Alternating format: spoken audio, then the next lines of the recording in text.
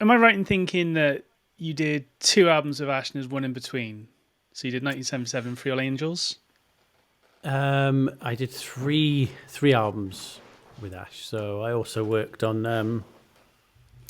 the second album, Nuclear Sounds, which wasn't recorded with Owen, but because they went to Rockfield, they loved the Coach House so much, they decided they'd go back to do Nuclear Sounds there, which is another great album. So they came back, and obviously I was the studio engineer brought in, and that was with Chris Kimsey. So legendary producer, lovely, lovely man, Chris Kimsey.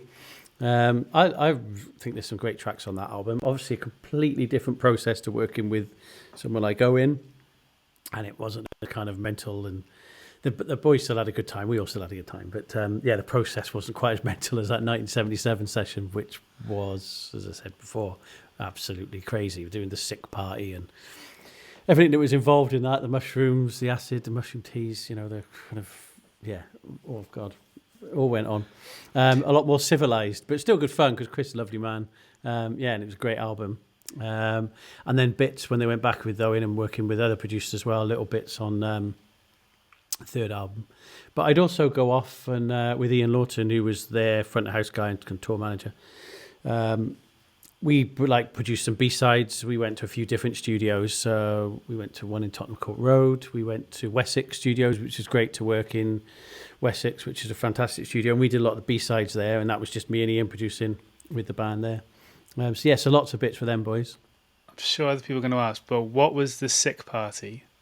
The Sick Party is a secret track on the end of the album, which involves Mark from Ash being sick and then setting off a chain of events of other people being sick. Owen's out there, everyone's off their heads, drunk as it can be, and I'm recording it. But Owen had left the speakers up full in the control room, and I walk in just as Mark's launching a pile of sick right in front of a U87, and it came out the speaker so loud I just immediately retched. It was just horrific. That was one of the secret tracks. We had another secret track on that album which didn't make it but it was a contender, which was called The Scream, which is where we got, whenever we felt like it or someone was in the other studio or sometimes just a man walking his dog past the studio, we got them to come in and do a scream. You had to kind of start off with a kind of emotion but in silence, and then eventually build up to a little hum, and then eventually that would be a scream at the top of your voice.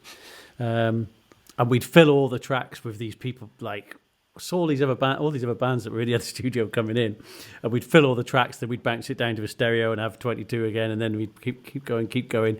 Hundreds and hundreds of tracks of different people screaming, and obviously every time we'd all had a drink or felt like it, we'd go in and do an emotion and a scream, and that was a contender for the secret track at one point. Maybe not as commercial as the Sick Party. Well, no.